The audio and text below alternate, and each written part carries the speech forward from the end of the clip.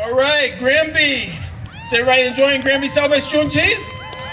All right. Well, as we keep saying, in a few minutes we're going to have a raffle, so make sure you go to our website, granbyrr.com, scroll to the very bottom to subscribe to our newsletters, as well as give us some feedback. I've talked to some people in the community already. Please go to our website. There's a place, Juneteenth survey. Please fill out the survey. We need to hear from you. One of the reasons why I need to hear from you is we have some wonderful funders that made this event possible for you all to be here for free. And so I'm going to introduce some of them right now and thank them very much for their sponsorship.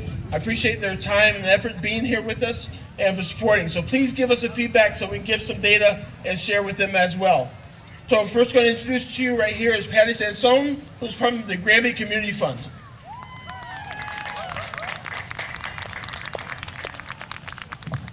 Thank you, Ken. Thank you for inviting me to speak for a few minutes today. I am president of the Granby Community Fund, but I'm also a resident of Granby for 55 years. And I must say, I never thought I'd be standing here with you on a day like this. This is an amazing gathering where such a blend of curious, caring, and concerned people who have come to celebrate. Here we are marking a day, an event in our American history that sadly many of us know very little about. I was mostly educated 10 miles down the road, and I am certain this wasn't a highlighted part of my schooling. But today, not only are we being entertained, but we are being educated. Our new awareness is very exciting. Let's keep the momentum going. And on behalf of the Granby Community Fund, we thank you for this event. We are very proud that we could provide a special grant to the Racial Reconciliation Committee to help put on this celebration for all of our community to enjoy and participate in. And that would not have been possible without the support of our Granby residents and businesses who respond to our annual fundraising drive in the fall. For that, we thank you. So celebrate who you are, be proud of your culture and your traditions, and let's get on with the fun. Thank you.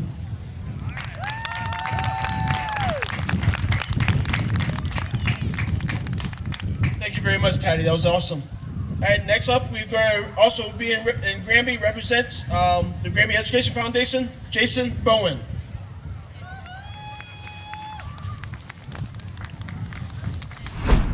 How's everybody doing today? A little more noise than that, come on. My name's Jason Bowen, and I'm here today with my daughter Evangeline. I'm here representing the Granby Education Foundation, and I'd like to start by just thanking Granby Racial Reconciliation Committee for allowing me a few minutes to speak today and talk about the Granby Education Foundation and how we relate to the GRR. The GEF is made up of folks from the Granby community who believe that education is a lifelong endeavor. We know that education may be experienced in many different formats, many different forums, and in the case of this event today, we're educated through the beauty of art, music, and spending time together. GEF's mission is to promote education in all members of Granby. We are proud to be commemorating this newest federal holiday with you all today. And when the GRR approached the GEF about underwriting this terrific event, the board unanimously endorsed this project. This is a pivotal time in our country where open dialogue is needed to gain deeper understanding of one another and our unique experiences living as Americans. Through events like this today, we have a tremendous opportunity to alter our perspectives, to accept new information, and experience progress in understanding. The Granby Education Foundation is proud to be a sponsor of this event and thankful to to the members of the Granby Racial Reconciliation for bringing this opportunity to our community. Before I end, I have to thank all of those members that have donated to the GEF over the years. We are a very proud organization woven into the fabric of the Granby community and have underwritten over $750,000 in grants in our 20-plus years operating in the community. It is a position that the board takes very seriously as we continue our journey to enrich, energize, and engage in lifelong learning. Thank you so much. Enjoy the rest of your afternoon. Thank you very much, Jason. Appreciate it. So this Granby Racial Reconciliation, we've obviously started here in Granby, and we have our small town, but we believe the work that we're doing is going to impact our region of Farmington Valley, the greater Hartford community, the state of Connecticut, and even the nation. So we're starting here locally. And we've received some support, not only just from our Granby Community Fund and Granby Education Foundation, but also from the Hartford Foundation for Public Giving. And here to share with you is Jay Williams, the president of the Hartford Foundation for Public Giving. Thank you, Ken. Good evening, Granby. I am so excited to be here. My name is Jay Williams. I have the privilege and the opportunity of serving as the president and CEO of the Hartford Foundation for Public Giving. If you have not heard of the Hartford Foundation, we are your community foundation. We serve 29 towns in the greater Hartford area, of which Granby is indeed one of those towns. And we were so excited about the work that is being done with the Granby Racial Reconciliation Commission, with the committee. When we were approached for funding, it was very easy for us and very exciting for us to be able to be just a very small part of this. I can't tell you how much this means to me personally, as I was hearing Jason and Patty speaking. Even growing up as a young African American child, I was not always made aware through my educational endeavors of the importance of Juneteenth. The fact that it recognizes and commemorates the emancipation of enslaved African Americans. That's relevant not just to the African American community, it's relevant to the American community. And I want to tell you that this town is setting an example for so many of our other towns, bringing together people of different races and ethnicities, different ages, to come in to celebrate something that is significant in the history of this country. So I'll tell you that we also support the Granby Community Fund. I'm excited about some of the things that were going on in terms of the local candidate forum, the Nourish Our Soul. So many of these things are consistent with what we are committing ourselves to as a philanthropic organization to support you here in the town of Granby. So I'm excited about the work that you're doing. Thank you for coming together this day. Thank you for allowing us to be a small part of it. And I'll tell you, we remain committed to supporting the endeavors and the aspirations of this great town, a small town, but a town with a great big heart. So thank you very much. We look forward, and if there are other things that we can do to support you here in Granby, please don't hesitate to reach out to us. Thank you very much. We have lots of music and entertainment coming up still for tonight. Thank you all for your patience and staying warm. But we also want to talk about some of the things that Granby Racial Reconciliation has been doing for the past couple of years. What we were doing, what we're all about is building relationships with one another, particularly cross-racial relationships. And in order to provide this racial reconciliation, we need to talk to one another, to learn about each other's history, experiences in life, and all that. And we have two people here that are about to share about their experiences with part of Granby Racial Reconciliation. Both Kathy Watso and Clark Poff are members of our steering committee of Granby Racial Reconciliation. And they're not just members of the steering committee, but they are growing together in relationship with one another and others in our community. And so we're going to have them to share some of their experiences over the past couple of years that they have been learning and growing together. And so I'm going to introduce right now Kathy Watso as our first presenter about building relationships. So one of the first things that I've learned on this journey is how important gratitude is. So this festival celebrating Black joy and talent and providing our community an educational opportunity about Juneteenth emerged because of the vision, Ken, commitment, Ken, hard work, and the community and relationship building skills of GRR board member Ken Moaning. His leadership and guidance, as well as his love of Granby and its belief in the beauty of its future, were the bedrock for this collaborative effort. Please join me in thanking Ken for all this and so much more.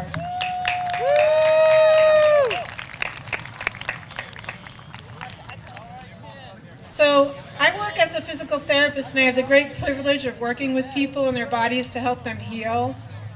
And I work with healthcare professionals to educate them on how to help people move more easily, getting in and out of bed, walking again, getting in and out of chairs. And I talk about 3 relationships in that setting.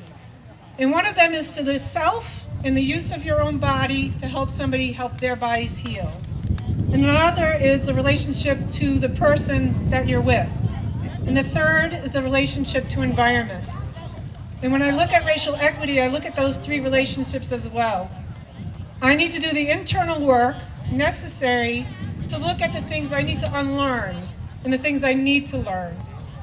It's important to do that work so that I can become a person that is easy to be around in challenging situations, because I've been able to not be uncomfortable like I've been in the past. In the past, I was too fearful about what people would think about me. Would I get it right? Would I unintentionally hurt someone? Would I look stupid? How would I be perceived? And I really had to examine that, because that's affected so many other aspects of my life. I lived in a very white town, even whiter than Granby. And I didn't have the ability to be able to look outside the box. And when I started to do that, I saw the beauty of the world around me and how much I was missing. So I needed to do the internal work to make sure that I was managing myself well and learning what I needed to do, and not go to other people expecting things from them unnecessarily when I could do that work myself. Then I could step into relationship with other human beings and learn about their lives and the struggles that they go through and the joys. And that's what I really want to emphasize too. I did not know what I was missing, living such an insular life, one that was so wrapped up in being thought of as, perceived as, it was important to know my stuff. Let me just put it that way. And it was important for me to see that I could be making mistakes and it was all right. And then the third relationship is to our environment. So when it came to working in physical therapy, you got to make sure the wheelchair is locked and the bed is locked before you help a patient get up from the chair back to the bed. In our system, we have to look at the environment of systemic racism. It's not just about individual relationships and being a good person and being the Granby nice mode and all that. It really needs to be looked at in the context of the system that we work within. Redlining, learning about that, learning about how my grandfather, who could buy a home with the GI Bill and go to school on the GI Bill, that wasn't available to the black veterans who came back. And why was that? We need to work individually together and build relationships together so that we can change the system.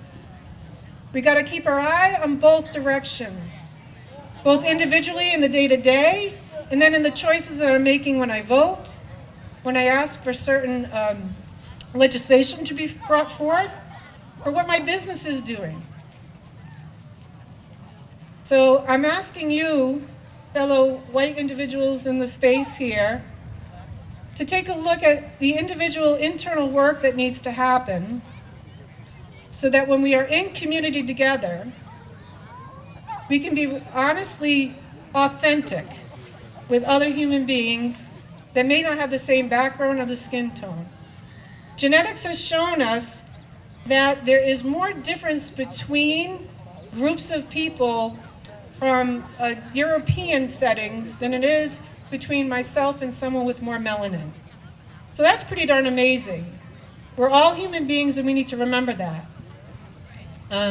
So we have to look at why we have separations set up in our society and in our cultures and in our learning, and bring ourselves back to the sense that we are acting here today so that we can create a better world for the future.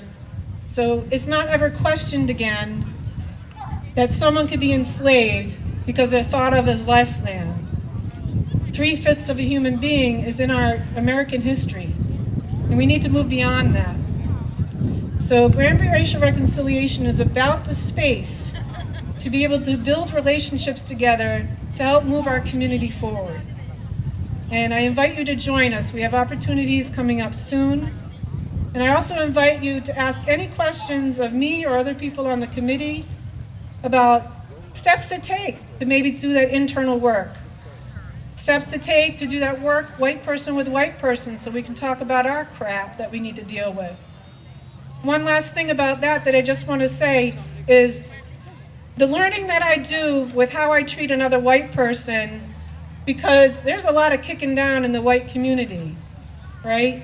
That we need to be able to lift each other up before I think I can go out into some other neighborhood and help bring myself to them and be open to a relationship in that way. So thank you for your time, thank you for being here, and continue to enjoy the evening.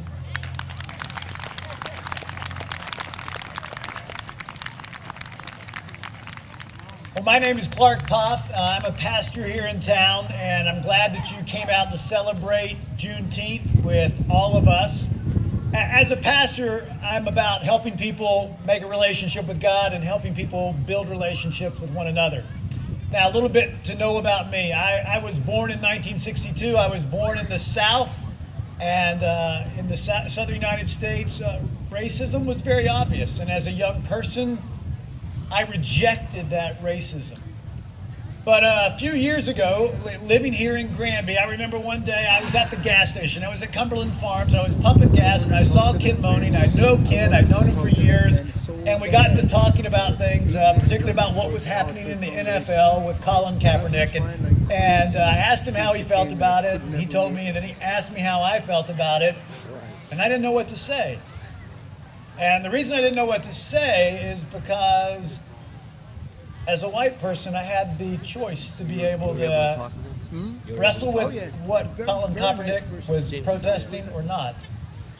And that began a series of conversations between Ken and I that lasted weeks and months, and I actually had to apologize to him because I don't remember what I said at the gas station, but whatever it said, it didn't make any sense because I hadn't really thought about it. And as our relationship grew, what I began to realize is there are things that I don't know because I'm a white man and I grew up that way. And so I began to learn things that I didn't have to teach my children growing up how to comport themselves if they were stopped by the police. I didn't have to worry about being followed by security if I go to the mall. I didn't have to think about my race or my ethnicity every day that I got up working in a majority culture that didn't look like me. And so I began a process of growing as I began to have these conversations. And it happened about relationships.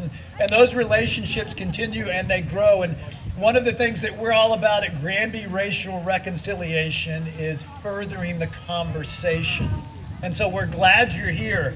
And this is an easy opening step for you, but we want to encourage you to take deeper steps. And you'll see if you go to our website or to our table here, we're going to have some courageous conversations again here in the park that you're invited to, just to come and listen or actually participate. We'll be having some racial reconciliation groups happening in the fall, and we encourage you to check out our website so that you can be a part of the conversation and learn from others and expand what you don't know so that you will know it. We're excited about this, but it really happens one person at a time with another person building relationships.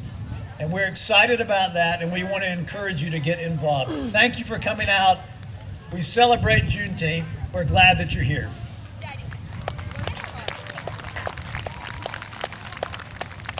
Thank you very much, Clark and Kathy, for those very insightful and thoughtful words. Coming up next, we have Dr. Jordan Grossman, the superintendent of Granby Public Schools, to introduce two Granby Memorial High School students who will be singing the anthems. Dr. Jordan Grossman. Thanks, Ken. Good afternoon, everyone. It's great to be here. Granby is about traditions. And one of the first people that I met when I arrived in Granby was Ken Mounting. And Ken and I had many conversations. And one of the greatest things that we're doing within the Granby Public Schools right now is partnering our Granby Equity team with the GRR. And this is led by Ken Mounting and myself, bringing the school district and the GRR together. And we're proud to be here. We're proud to assist with anything that GRR is working on in the future. So I do want to thank Ken for inviting us and partnering with the Granby Public Schools. We know that it's important work that we are doing together, but also in the proud way that Granby always has with tradition, I can honestly say that this event is going to be a tradition that Granby should be very proud of. It gives me great pleasure to introduce two high school graduating students that I can now say that have tremendous voices and that we are going to miss them next year, I can tell you that, with Haley Koska and Zola Daly. So let's give a round of applause for them.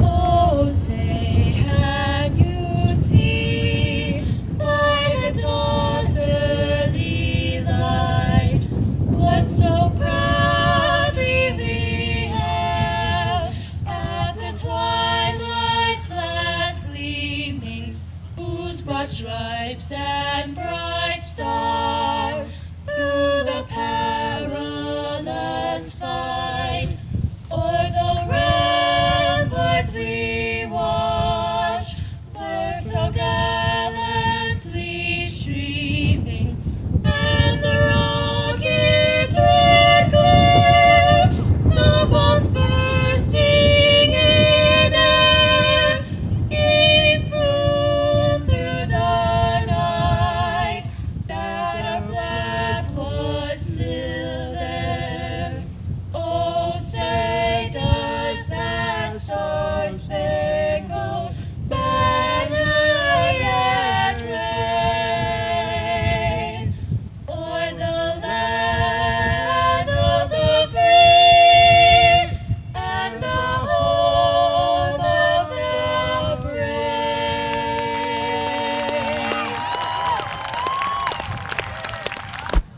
Lift every voice and sing, fills earth and heaven ring with the harmonies of liberty. Let our rejoicing rise high as the listening skies, let it resound loud as the rolling sea. Sing a song full of the faith that has taught us. Sing a song full of the hope and the present brought us, facing the rising sun of our new day begun. Let us march on till victory is won.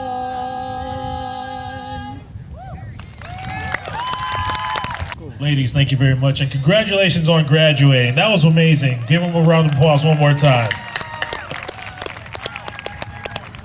All right, coming up next, we have the First Cathedral Praises of Zion. The Praises of Zion is the principal gospel choir at the First Cathedral in Bloomfield, Connecticut. They can be found ministering each Sunday morning, leading worship and edifying the congregation. They love singing praises to God and sharing their gift of song throughout Connecticut, the country, and the world. Ladies and gentlemen, I present to you the First Cathedral Praises of Zion. Good evening, everyone. We are the First Cathedral Praises of Zion, and we bring you greetings from the First Cathedral Church in Bloomfield, where our senior leader is Archbishop Leroy Bailey Jr. and his lovely wife, Reverend Mother Reethy Bailey. And we just want to celebrate all God is doing in the lives of those who believe in him. And we thank him for allowing us to experience freedom. Anybody glad about that? So we're gonna sing some songs, and as you learn them, we invite you to sing with us. I'm gonna clap a little louder than before. I'm gonna sing a little louder than before. I'm gonna jump higher than before. I'm gonna shout louder. Everybody say,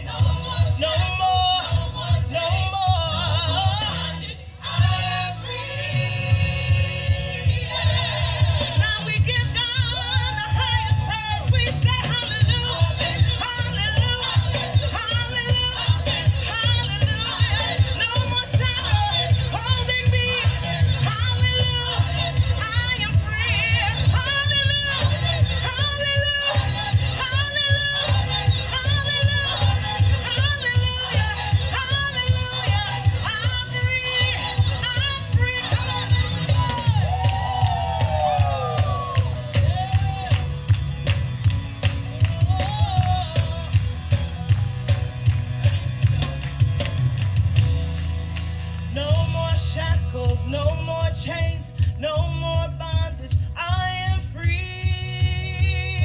Yeah. Help us sing.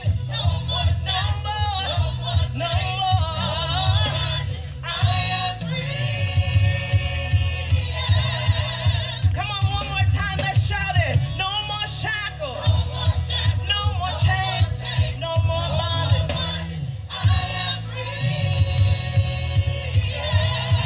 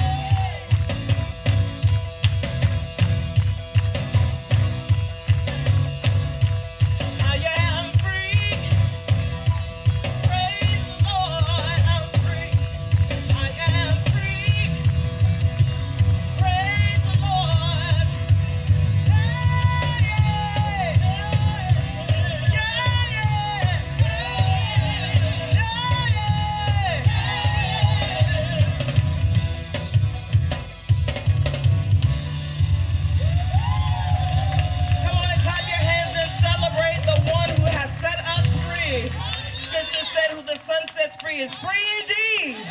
Hallelujah. One more time for the First Cathedral Praises of Zion. Thank you so much. That was amazing.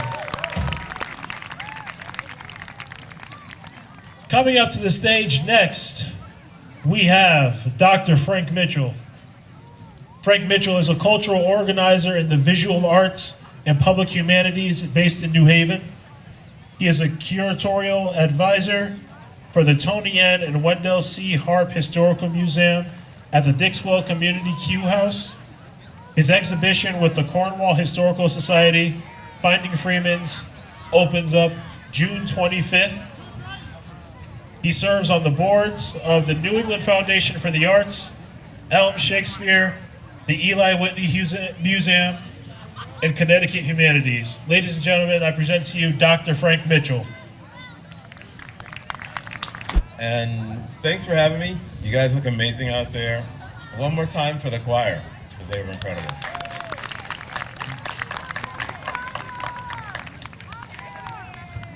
It is my pleasure to be here this evening with you. I first got to know Granby a bit and Ken back when the public school educators got together with partners in education to do some work around IDEA. So it's kind of incredible to be back and see all that has blossomed in 4 or 5 years since we began that process. So I congratulate everybody in this place. And I thank you for coming out. Also want to recognize the committee for creating this chance to celebrate and think about how we will recognize this holiday in the future. For me, Juneteenth is another summer fun holiday, right up there with Memorial Day and 4th of July. But now that it is federally recognized, I do concede that it belongs to an event tradition that blends celebration, education, and engagement. So I'm going to race through some education here before returning you to the celebration. You probably know that Juneteenth is not a Connecticut local holiday, but one that grew up regionally in the Southwest. And maybe you're wondering, should we celebrate it here, and what are the rules? Short answer is yes, we should be celebrating it here. And we should make it the holiday that we want and need. And this is a really great start. So I commend everybody for coming out and the committee and Ken for getting us going this way. The celebration that evolved from June 19, 1865, which was the final Emancipation Act, when General Gordon Granger read his declaration in Galveston, Texas, is the punctuation, or actually an exclamation point on the long list of emancipative events that connect right back to the Revolutionary War. I'm going to do this really, really quickly, and there's lots of nuance I'm skipping over because we're all outside and it's chilly. So, New England had slavery. And the mid-1700s was prime time for the arrival of captive Africans to Connecticut, Rhode Island, and Massachusetts especially, but also to New York. The numbers were never as large here as in the South, but in port cities like Newport and New London, there could be large communities of free and enslaved blacks. The Declaration of Independence and the American Revolution led some New England enslavers to offer freedom for military service, or the opportunity to buy freedom, and a few similar arrangements. And there are folks all around this region who benefited from that. You can think of Bristow in West Hartford as one enslaved black man just around the time of the Revolution who gained his freedom because of the Revolution. After the Revolution, New England and the North Atlantic states began the process of gradually emancipating enslaved blacks. Those small, free communities formed in the early 1800s. Black churches are started in several Connecticut cities in the early 1800s, in the 1810s and 20s, to serve those growing communities. On July 5th, 1827, 4,000 Black New Yorkers marched on Broadway with an honor guard on horseback and a grand marshal in recognition of New York's final emancipation decree. The NAACP would adapt this style of march for anti-lynching protests in the early 20th century. The Emancipation Parade, or Jubilee as they called it here in Connecticut, appeared right alongside Connecticut's gradual emancipation laws as early here as 1780s and 1790s, when in this state people began gradually moving towards emancipation. The parades continued as communities grew and realized other big moments in the fight for freedom. But those moments arrived really, really slowly.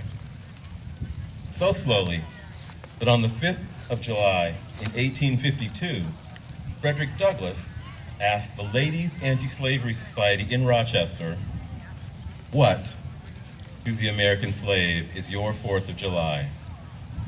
A day that reveals to him more than all other days in the year the gross injustice and cruelty to which he is constant victim.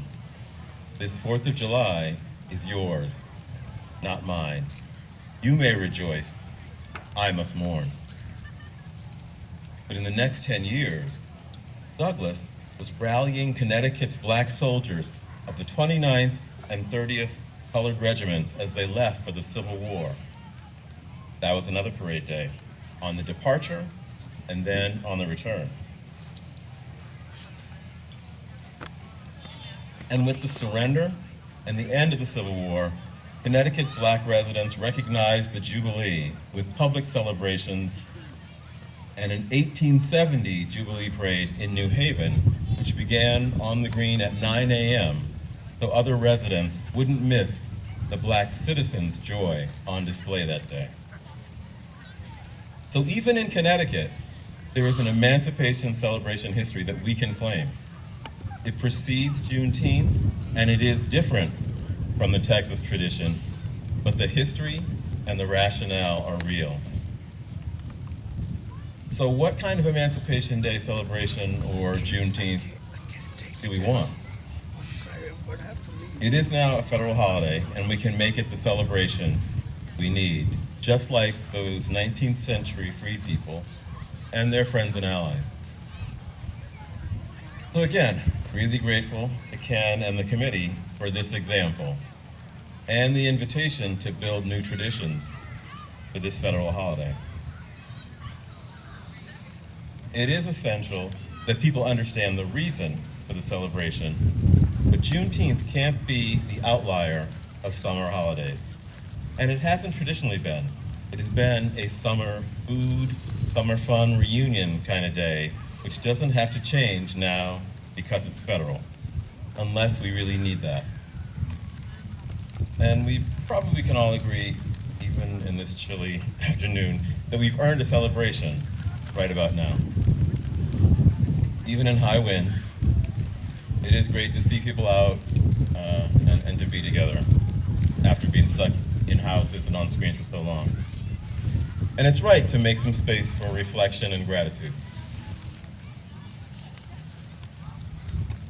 And for me, it isn't a mid-June celebration without ice cream.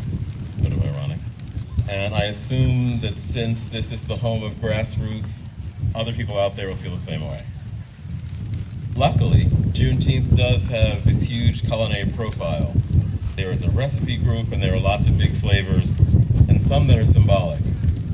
Red is a significant color, representing struggle, and it shows up on the table in red hot sausages, strawberry lemonade, red soda,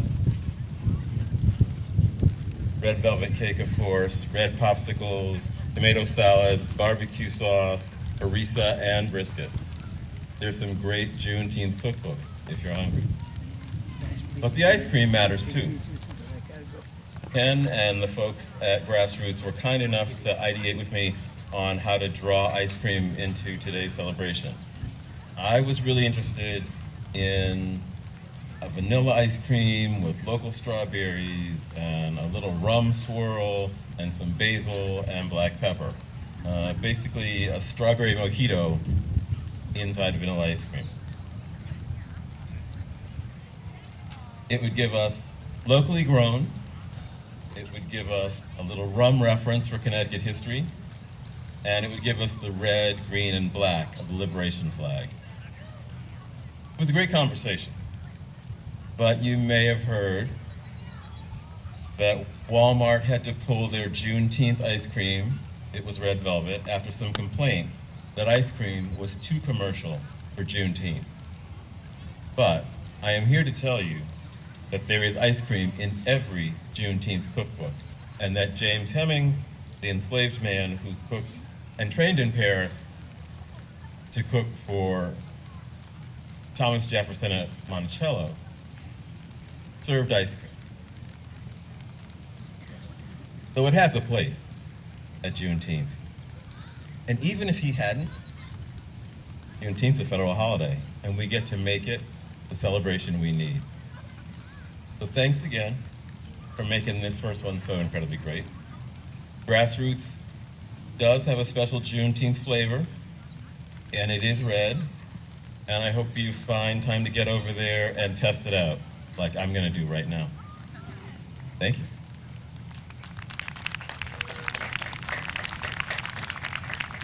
Thank you again, Dr. Frank Mitchell. It is starting to rain a little bit, but we are going to keep this going here. Up next, we have Tamisha. Tamisha is a dynamic performer who sings across genres: R&B, Motown, jazz, classical, rock, show tunes, and opera. From Shaka to Ella and Jesse Norman, she's performed throughout New England, in Las Vegas, opened for Kool and the Gang, and is a former anthem singer for UConn basketball. Today at the celebration, you'll be taken back in time while you enjoy good vibes extending from her performance of a selection of toe-tapping oldies but goodies. Ladies and gentlemen, I present to you Tamisha. Oh, thank you. Thank you so much. I want to tell you something about Bill. Listen, don't mess with Bill. No, no, no, no. Don't mess with Bill. I'll tell you one more time. Well, I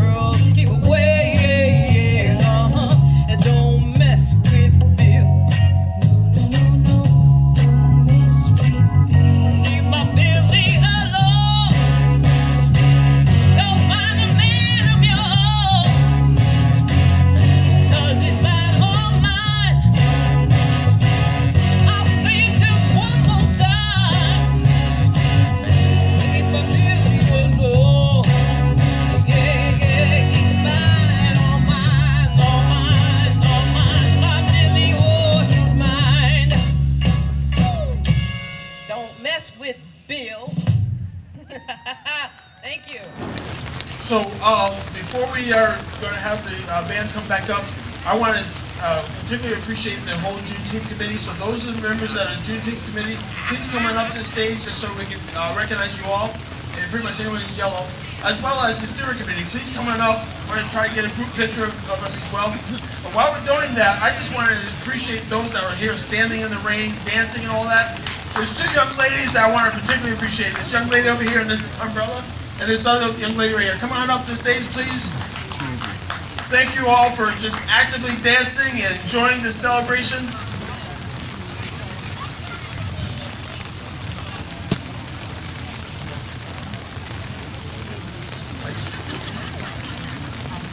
What is your name, ma'am?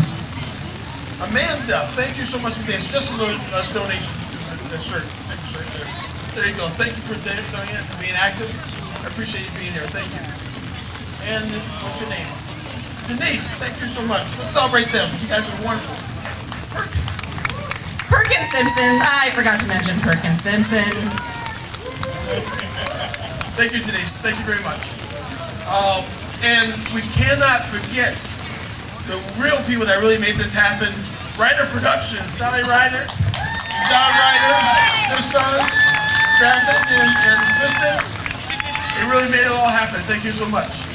Do we have all the people that are left from our group? I thought there'd be some more shirts here. All right. They don't want to take a picture, but we'll just take a quick picture. Come on in here.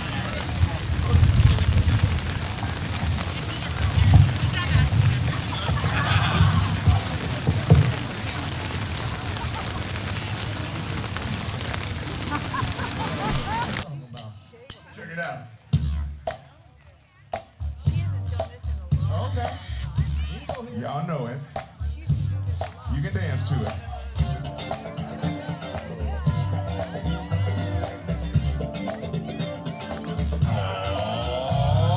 This hit that ice cold Michelle fight for that white gold. This one for them hood girls, them good girls, straight masterpiece. Styling, wilding, and then living it up in the city. I got Chuck song with Saint Laurent. I gotta kiss myself, I'm so pretty. I'm too hot, hot damn. All the police and the fireman, I'm too hot, hot damn. Nigga dragon wanna retire, man, I'm too hot, hot damn. Girls say my name, you know who I am, I'm too hot, hot damn. And my man's about that money, break it down. Girls hit you, hallelujah. Girls hit you, hallelujah. Girls hit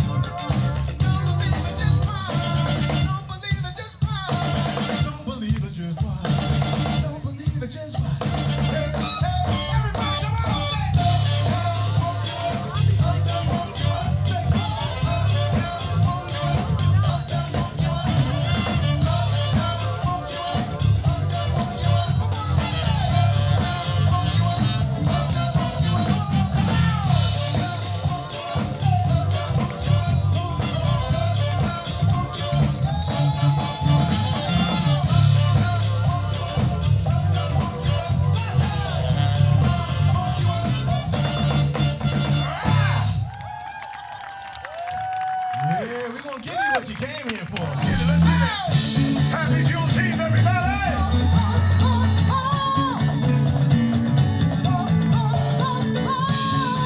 This is for you, Ken. That's horn.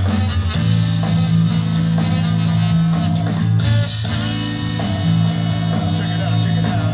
Do you remember 29 of September? Love was changing the minds of pretenders while chasing the clouds away.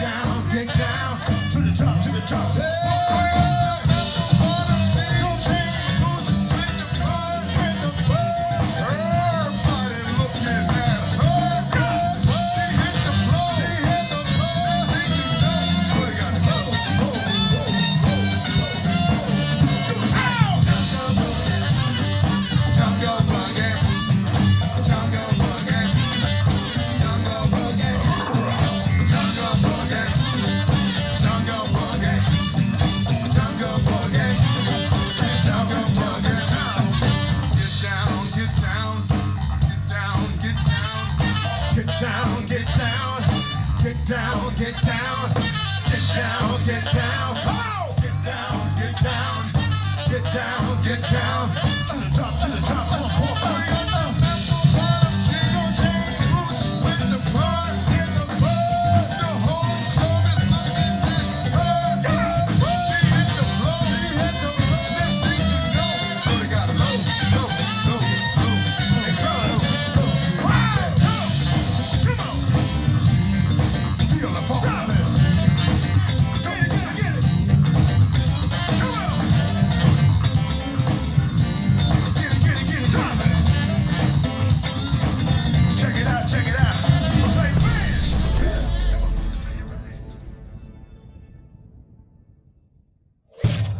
Funding for Simsbury Community Television is provided in part by contributions from viewers like you.